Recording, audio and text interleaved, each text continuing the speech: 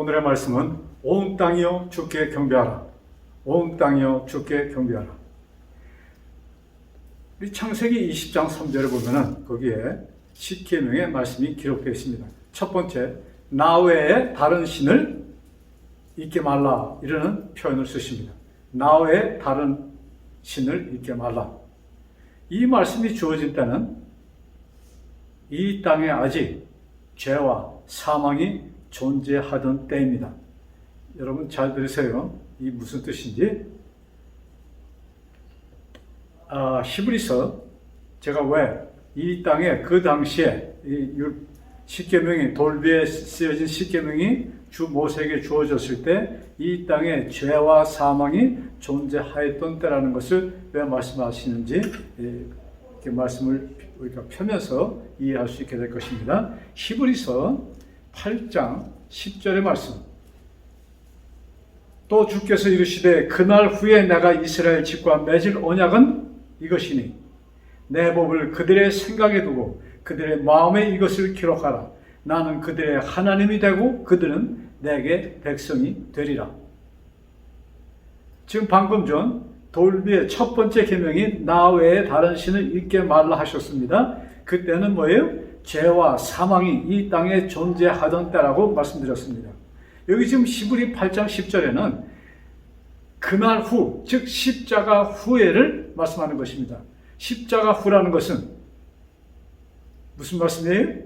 이 땅에 죄와 사망이 더 이상 존재하지 않는다는 것을 뜻하는 것입니다. 즉 그것을 다 없애셨다는 말씀인 것입니다. 자, 이 십자가 후에 뭐예요?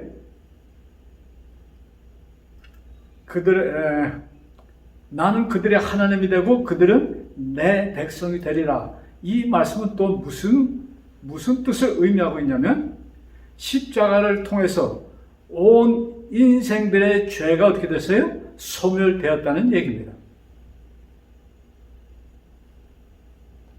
사람들은 지금 아직까지 죄악 세상이 아닙니까? 네, 분명히 그렇게 말씀하실 겁니다. 그러나 아직 사단이 존재하는 한 이 땅은, 그래서 사도 베드로는 뭐예요? 마귀가 우는 사자와 같이 삼킬 자를 찾겠다는 말씀을 합니다. 그러나 제가 지금 드리는 말씀은 근본적으로 죄와 사망은 이미 다 어떻게 됐어요? 멸절된 상태라는 것을 여러분 꼭 마음에 생각에 심으시기 바랍니다. 자, 그래서 예수님이 모든 죄를 뒤집어 쓰시고 십자가에서 운명하십니다. 그 사건은 뭐예요?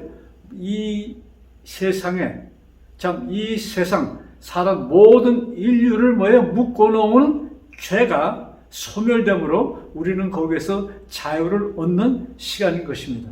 자유를 얻었습니다. 그 후 예수님께서 생명으로 부활하신 것은 뭐예요? 이제 이 세상에 뭐예요? 즉 새로운 창조가 이루어졌다는 말씀입니다. 예수님의 십자가를 통하여 죽었던 흙이었던 모든 자들이 그 죄값을 치러줬고 예수님의 부활로 뭐예요? 인생들은 새로운 피조물이 되었다는 말씀인 것입니다. 아마 지난 시간에 그 고린도후서 5장 17절에 대한 말씀을 나눴던 것 같습니다. 자, 그 다음에 여기 계속 12절, 히브리 8장 12절에 내가 그들의 불의를 긍휼히 여기고 그들의 죄를 다시 기억하지 아니라. 그들의 불의를 뭐예요? 없애시고 다시는 인생들의 너의 죄를, 우리들의 죄를 뭐예요? 기억지 아니하실 것이라는 약속인 것입니다. 이것이 새 언약이라고 수차례 말씀을 우리 나눴습니다. 우리 요한복음 4장에 보면은 우리 사마리아 여인과 예수님의 대화 속에서 있었던 대화를 다시 한번 읽어보면서 말씀을 계속합시다. 요한복음 4장 21절. 자,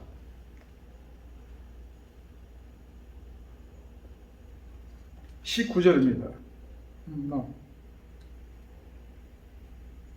자, 21절. 예수께서 이르시되 여자여 내 말을 믿으라. 이 산에서도 말고 예루살렘에서도 말고 너희가 아버지께 예배할 때가 이르리라. 자, 이 예수님의 대답은, 왜냐하면 그 전에 20절에 이렇게 기록되어 있습니다. 우리 조상들은, 이건 사마리아 여인의 예수님께 하는 질문입니다. 우리 조상들은 이 산에서, 즉 사마리아 사람들이 사는 그 동네 그 산에서 예배하였는데 당신들의 말은 예배할 곳이 예루살렘에 있다 하나이다. 하니까 예수님께서 무슨 말씀이에요? 야, 이 산에서도 말고 저 예루살렘도 말고 뭐예요?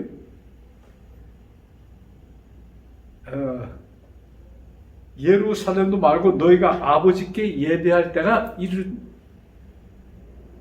이르리라 하십니다. 자, 여러분 아시는 대로 이 말씀이 지금 이루고 계시는 것입니다. 그 순간 대화하시는 순간에. 그 다음 23절. 아버지께 참되게 예배하는 자들은 영과 진리로 예배할다고 하나니, 아버지께 참되게 예배하는 때가 오는데 예배하는 자들이 뭐예요? 영과 진리로 예배할 때가 온다. 자, 영과 진리로 예배할 때가 온다, 이렇게 말씀합니다. 자, 사실 그 22절 가운데 또 봅시다. 너희는 알지 못하는 것을 예배하고 우리는 아는 것을 예배하노라. 이는 구원이 유대인에게 남이라. 예수님께서 뭐예요? 구원이 유대인에게서 난다고 이렇게 꼬집어서 말씀하십니다. 사실 예수님께서 이 사마리아 여인에게 한 말씀 가운데 무엇이 뜻입니까? 영과 진리로 예배할다고 온다. 그런데 그 전에 뭐예요? 아버지께 참되게 예배하는 자들은 영과 진리로 예배할 때가 온다, 이렇게 말씀합니다. 참되게 뭐예요? 예배하는 자. 참되게 경배하는 자, 이렇게 표현합니다. 그래서 어떻게 보면은 이런 사실 성경 자체가 특별히 우리 동양에 있는 한국인들에게는 아무 관계가 없는 것을 그냥 우리가 관계가 없는 것을 말한다고 우리가 쉽게 사람들이 생각할 수가 있을 것입니다. 그리고 현대인들이, 지금 참 젊은 사람들이 참 실제적으로 참 그 신앙에 큰 관심들이 없는 것을 우리는 보고 있습니다. 그렇지 않아도 어제 저녁에 우리 손자 14살 다비하고 얘기하면서 무슨 얘기를 하냐면, 요새 자기 친구들이나 이런 사람들은 이런 신앙에 관심이 있을 수가 없다는 얘기예요. 관심이 없다는 얘기입니다. 왜? 이 세상에 지금 이루어지고 있는 일들, 그 바삐 뭡니까? 인터넷 이런 것을 통해서 얼마나 많은 정보가 오갑니까? 그 사람들의 그 생각, 그 다음에 그 생각, 집중력을 전부 다 뭐예요? 그렇게 필요치 않은 것으로 바쁘게 머리를 그냥 완전히 장악하였기 때문에 하나님을 뭐예요? 생각하는 그런 여유를 거의 갖고 있지 않고 따르는 사람, 믿는 사람들이 거의 없다는 대화를 어저께 나눴습니다. 자,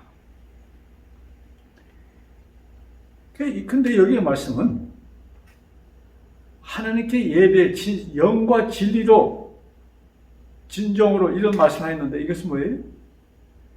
때와 장소에 관계없이 진정한 예배를 드린다고 한다는 얘기입니다.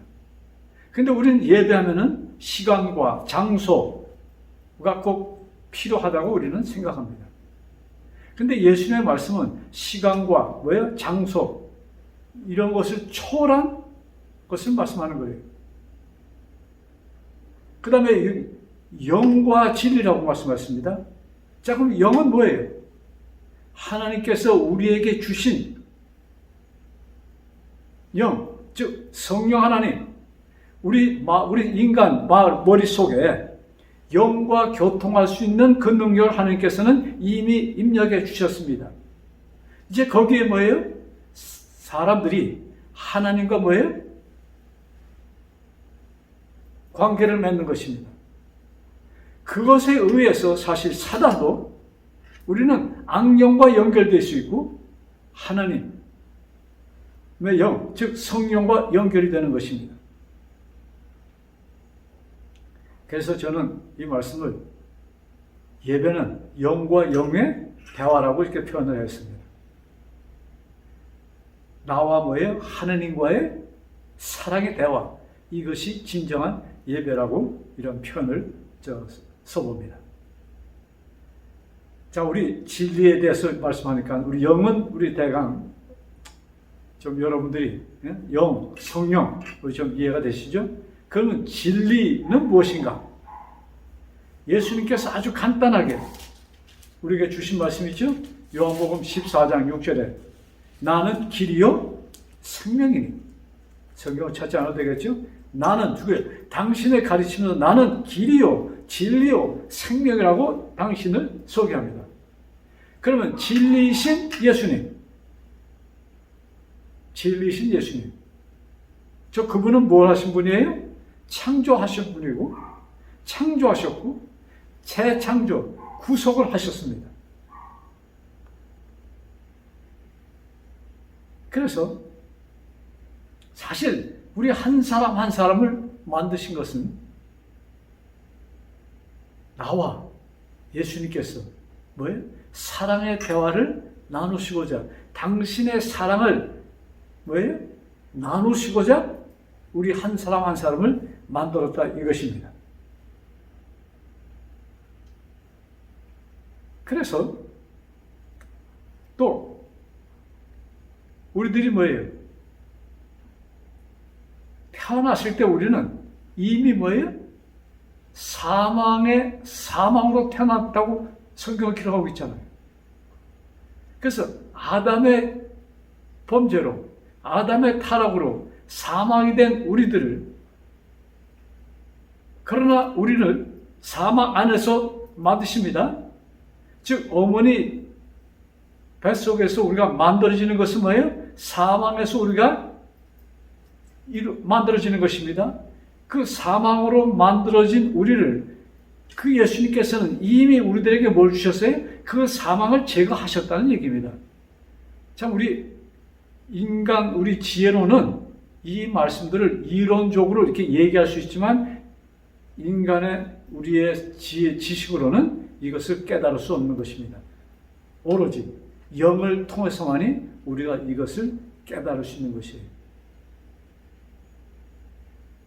자, 여러분, 우리 이 말씀을 기초로 해서 지금 우리 경배에 대해서 얘기합니다. 이 말씀을 기초로 해서 우리 요한계시록 14장에 있는 말씀 봅시다. 요한복음 14장. 자, 우리 계속 경배에 대해서 말씀하는데 예수님께서 마태복음 20장 28절을 보면은 나는 뭐하러 왔다고 그랬어요? 나는 섬김을 받으러 온 자가 아니고 섬기러 오셨다고 기록하였습니다. 자, 한번 그 말씀을 우리가 성경을 찾아서 읽어보고서 나갈까요? 자, 마태복음 20장 28절의 말씀입니다.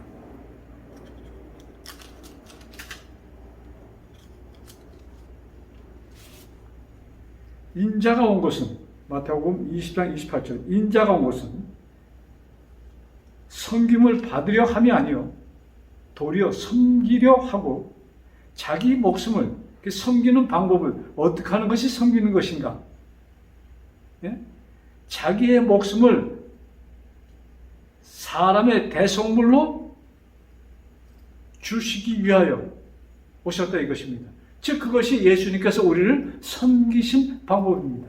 당신의 생명을 나를 위해서 대속물로 주신 것이 뭐예요? 예수님께서 우리를 섬기시는 방법입니다. 즉 그러니까 섬긴다 하는 것은 뭐예요? 나를 대신해서 죽으시는 것이 섬기는 것입니다. 자, 우리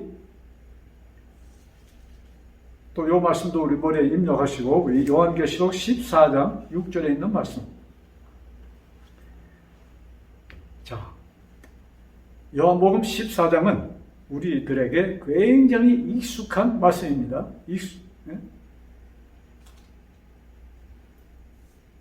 6절 내가 보니 다른 천사가 공중에 날아가는데 땅에 거하는 자들 곧 모든 민족과 족속과 방언과 백성에게 전할 영원한 복음을 가졌더라. 이 사도 요한은 내가 지금 쓰는 글은 이 말씀은 너의 인생 이 지상에 사는 모든 사람들 위하여 기록하였다는 것을 표현하시기 위해서 뭐예요? 모든 민족과 족속과 방언과 백성에게 전할 영원한 복음. 한번 그저 주어질 복음이 아니고 영원히 있어야 할 복음이라는 것을 강조하십니다. 그 다음에 큰 음성으로 이르되 하나님을 두려워하며 그에게 영광을 돌리라. 이는 그의 심판의 시간이 이르렀으니 심판에 대해서는 지난번에 말씀드렸습니다. 그 다음에 하늘과 땅과 바다와 물들의 근원을 만드신 이를 경배하라 하더라. 즉 뭐예요? 창조주 하나님을 향하여 경배하여라. 창조주 하나님께 경배하여라 이 말씀입니다. 자, 아까 마태복음 20장에 28절에 경배에 대해서 즉 섬김에 대해서 얘기했습니다. 섬기는 것은 무엇이다? 예수님께서 이 땅에 뭐예요? 우리를 섬기러 오셨는데 섬기신 방법이 뭐예요? 당신의 몸을 대속물로 주시고 나에게 생명을 주신 것이 뭐예요? 섬기는 것입니다. 즉 아담도 창조하시고 우리를 어머니 뱃속에서 만드신 일도 하시고 그 다음에 뭐예요? 우리에게 새 생명을 주시는 이 구속사업, 즉 창조사업, 구속사업을 이루신 하나님께 경배하라. 즉 이루신 분께, 즉 예수님께 경배하라. 이 말씀이 우리 모든 인류에게 전해져야 될 영원한 복음이라고 기록합니다. 자, 여기 지금 제가 계속 경배하라, 경배하라. 성경에 보면은 참 하나님께 찬양하라, 경배하라는 말씀이 많이 기록되어 있습니다. 그런데 우리는 경배하면은 무엇을 생각합니까? 경배하면은 낮은 자가 우스 사람에게 우회분에게 뭐예요? 땅에 엎드려서 이렇게 절하는 것을 우리는 경배한다고 얘기를 합니다. 또 그것을 섬기는 자가 섬김을 받는 자에게 하는 태도인 것입니다. 우리 머릿속에 그것이 탁 들어옵니다. 경배하면 그것이 들어와요. 그런데 성경, 지금 마태복음 여기 20장 28절 거기 보면은 섬기는다는 그 자체가 즉 뭐예요? 경배한다는 그 자체가 뭐예요? 우리가 생각한다는 것을 초월한다는 것을 지금 우리가 좀 생각해 볼 수 있어요. 여기 이제 브라질에는 포르투게스를 쓰는데 포르투게스는 정말 라틴어잖아요. 그래서 여기 뭡니까? 우리 브라질에서 포르투게스에 보면은 참 성경에 경배한다는 것을 어떻게 표현하냐면 아도라, A-D-O-R-A-R 이라는 동사를 씁니다. 그래서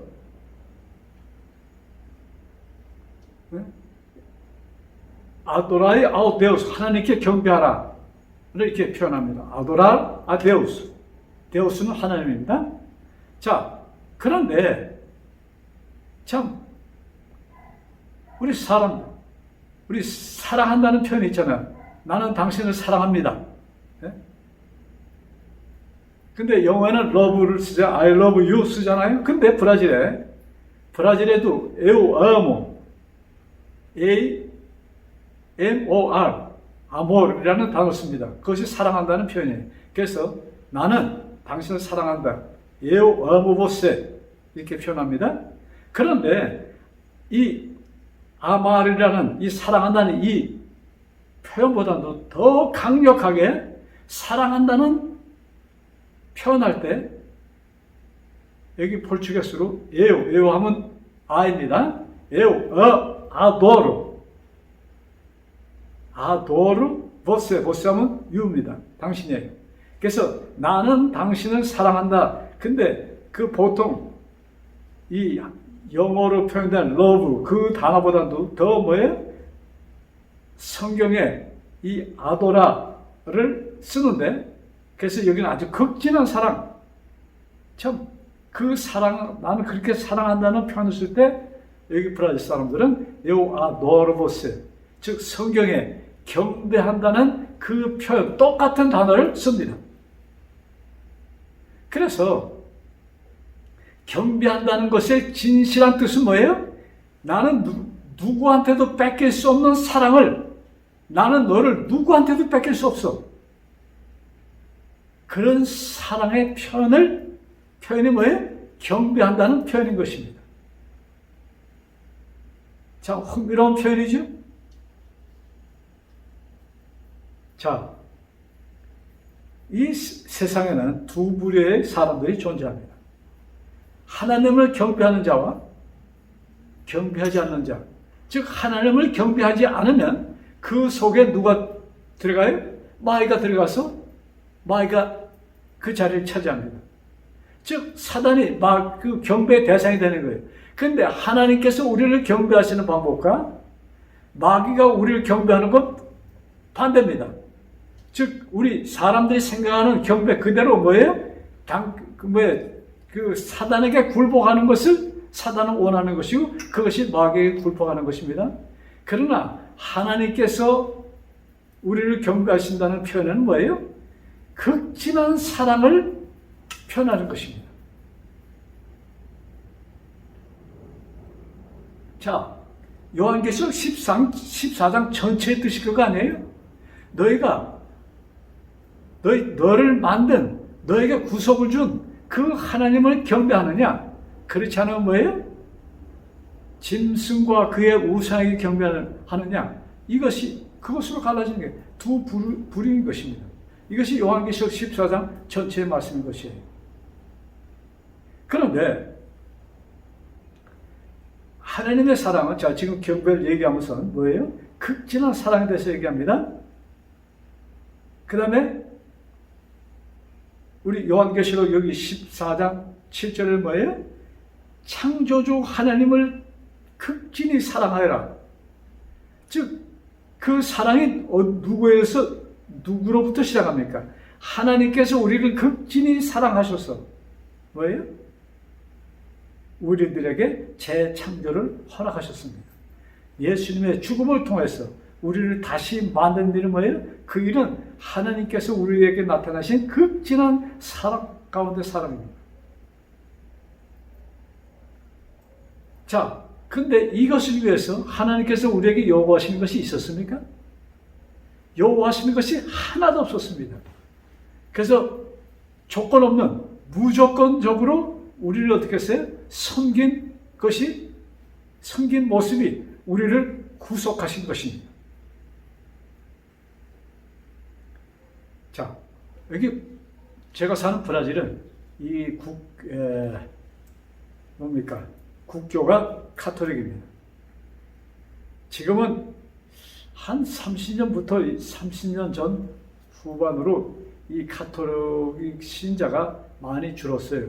요새는 개신교인데 참 장로교, 감리교 이런 참 정통 개신교보다는 무슨 교회라고 할까요? 제가 다른 교회를 막 표현하는 것도 그거 하는데 좀 쉽게 얘기하면 우리 한국말로 말이죠. 나날이 있잖아요. 그냥 제물 바치면 이런 복을 받고 막 하면서 병자도 고친다 뭐하다 그런 참 한국 옛날에 한 60년도입니까 50년도입니까 한국에 박장로 교회가 있었잖아요. 그것과 비슷한 교단 그렇게 교회를 세운 사람들이 꽤 많이 있습니다. 그래서 그 사람들한테 이제 가톨릭 신자들이 많이 좀 뺏겼는데, 그러나 이 국민들의 사상은 뭐예요? 근본적으로 가톨릭 그런 그 사상이 많이 베껴 있습니다. 그래서 가톨릭의 그 사상이 젖어서 가톨릭은 그들의 그 교리가 굉장히 조건적이잖아요. 참 우습다고 할까 재미난다고 할까. 이 브라질의 이 축구가 굉장히 참 축구열이 높잖아요. 그래서 이 자기 클럽이 이런 챔피언십 이런 것에 그런 거 할 때 마지막 자기 팀이 이겨서 챔피언이 되면은 그 큰 축구장 운동장을 뛰어내려가서 무릎으로 그것을 한 바퀴 도는 사람들, 그런 사람들 꽤 있어요. 항상 봅니다. 그게 뭐냐면 그들이 기도하는 거예요. 마음으로 요번에 우리 팀이 뭐예요? 챔피언이 되면은 내가 잔디밭을 내가 무릎으로 뺑 돌겠습니다. 또 그 다음에 뭐예요? 아주 노골적으로 내 자식이 지금 병이 있는데 병을 낫게 하면 내가 이런 것을 하겠습니다. 또 그 전에 어떤 사람은 뭐예요? 내가 걸어서 여기 지금 브라질에서 유명한 마리아상이 한 200km 있는데 거기 있는데 거기를 내가 뭐예요? 걸어오겠습니다. 이런 조건을 붙여서 기도를 합니다. 그래서 브라질 사람들에게는 이 조건적인 것이 굉장히 참 몸에 배었다고 할까, 우리 신자들이 말이죠. 그 사상이 기독교 이런 개신교에도 완전히 그냥 그대로 흘러 들어갔습니다. 그래서 오늘날 특별히 유행하는 지금 전도가 굉장히 많이 되고 있는 교회들이 전부 다 그런 것을 가르치고 있습니다. 간판만 바꾼 거예요. 자, 근데 우리 구약 성경에 참 많은 목사님의 그 설교 가운데 듣는 말씀인데 사무엘상 15장에 있는 말씀 우리 보고서 말씀합시다. 사무엘상 15장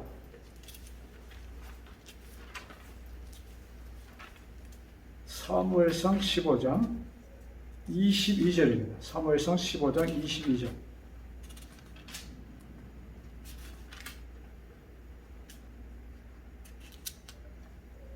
사무엘이 이르되 여호와께서 번제와 다른 제사를 그의 목소리를 청종하는 것을 좋아하신 같이 좋아하시겠느냐? 좋아하시겠나이까? 순종이 제사보다 낫고 듣는 것이 수양의 기름보다 나으니. 긴 설명은 드리지 않겠지만 여기 사울 왕과 사무엘 선지자에 대합니다. 사울 왕이 참 사무엘 선지자가 그에게 부탁한 것을 듣지 않고 마음이 조급해져서 사무엘 선지자가 오기 전에 자기가 제사 번제를 드립니다. 이것은 있어서는 안 되는 일이었어요. 그것을 보고 사무엘이 사울 왕에게 책망을, 당신이 지금 꼭 이 제사를 드리는 것이 중요하다고 생각해서 내가 늦으니까 당신이 했는데 이것보다도 더 중요한 것은 뭐예요? 하나님의 말씀에 순종하는 것이다, 이 뜻입니다. 그래서 뭐예요? 여호와께서 번제와 다른 제사를 그의 목소리를 청종하는 것을 좋아하신 같이 좋아하시겠나이까? 그러면서 순종이 제사보다 낫고 듣는 것이 수양의 기름보다 나으니 이런 말씀을 씁니다. 즉 순종해야 된다는 말씀입니다. 그래서 우리 설교단에서 굉장히 많이 애용되는 말씀이에요. 하나님의 말씀에 순종해야 된다. 맞는 말씀입니다. 우리는 순종해야 됩니다.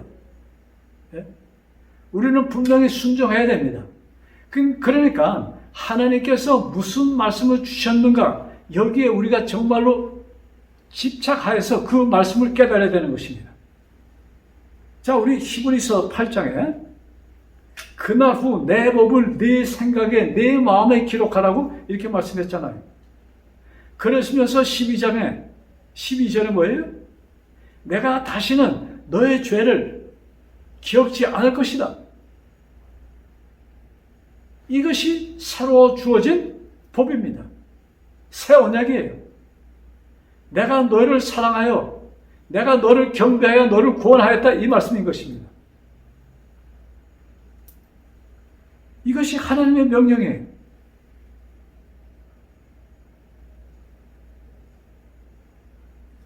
너의 구속은 이루어졌느니라. 이것이 뭐예요? 그날 후에 쓰여진 새 언약인 것입니다. 십자가에서 이 명령이 떨어진 것입니다. 너의 구속은 이루어졌느니라. 언제, 어디서, 어떻게? 언제예요? 2000년 전. 어디서? 갈바리에서. 어떻게? 예수님의 십자가를 통하여 너의 구속 사업이 이루어졌느니라. 과거입니다. 하나님께서 주신 영을 통하여 우리는 시간과 공간을 초월하여서 이 구속 사업을, 이 이루어진 구속을 우리는 체험할 수 있는 것입니다. 하나님께서 우리에게 가장 위대한 선물로 주신 것이 바로 이 구속인 것입니다. 여러분, 이것이 나의 가슴을 채울 때, 이것이 진정한 경배가 되는 것입니다. 즉, 하나님을 짜릿하게 사랑하게 된다, 이것입니다. 올바른 경배는 우리가 하나님을 짜릿하게 사랑하는 것입니다. 이것이 진정한 경배인 것입니다.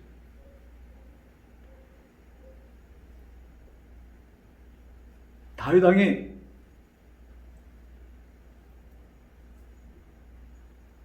이스라엘의 왕이 된 후, 그 전에 사울 왕이 블레셋 전쟁에서 하나님의 언약궤를 빼앗깁니다. 그리고 몇 달 만에 그것을 하나님의 능력으로 다시 이스라엘 땅에 넘어옵니다. 그러나 그것이 뭐예요? 예루살렘 성에 들어오지 않고 있었어요. 그냥 있었던데, 왜?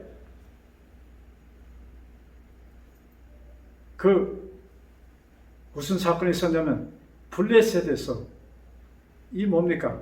이 예루살렘으로 이스라엘 땅으로 올 때에 기뻐서 뭐예요? 백성들이 그 법궤를 보면 그 사람들이 거기서 죽었습니다.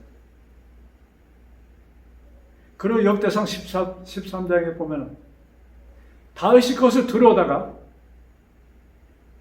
그 마차가, 그 법궤를 실은 마차가 뭐예요? 갑자기 무엇에 의해서 놀라서 이렇게 뭡니까? 조용히 걷다가 뛰니까 이 법궤가 넘어질 뻔했습니다. 그러니까 그것을 본 우사라는 사람이 그것을, 아마 레위 지파 가운데 한 사람이 있겠죠? 그 법궤를 붙듭니다. 그 순간 거기서 즉사합니다. 그래서 다윗이 두려워서 그것을 가져오지 못합니다. 거기 그냥 도둑했어요. 그 다음에 역대상 16장에 보면은 그것을 가져오는데, 정말로 그 전에 그런 사건도 있었기 때문에 조심 다윗이 그것을 가져옵니다. 그리고 몇 보 걸은 다음에 조금 온 다음에 또 제사 드리고 또 이렇게 해서 그냥 아주 조심 그걸 가져와서 그것이 예루살렘 성, 즉 다윗성에 도착합니다. 그것을 들어왔을 때 다윗이 너무나 기뻐서 시를 씁니다. 그것이 역대상 16장에 기록된 말씀입니다. 이 말씀 보고 오늘의 말씀을 마치고자 합니다. 역대상 16장 34절 쭉 그 전부터 쭉 시가 기록되어 있는데 제가 마지막 부분만 보겠습니다. 여호와께 감사하라, 그는 선하시며, 34절부터 36절입니다. 여호와께 감사하라, 그는 선하시며 그의 인자하심이 영원하미로다. 너희는 이르기를 우리 구원의 하나님이여.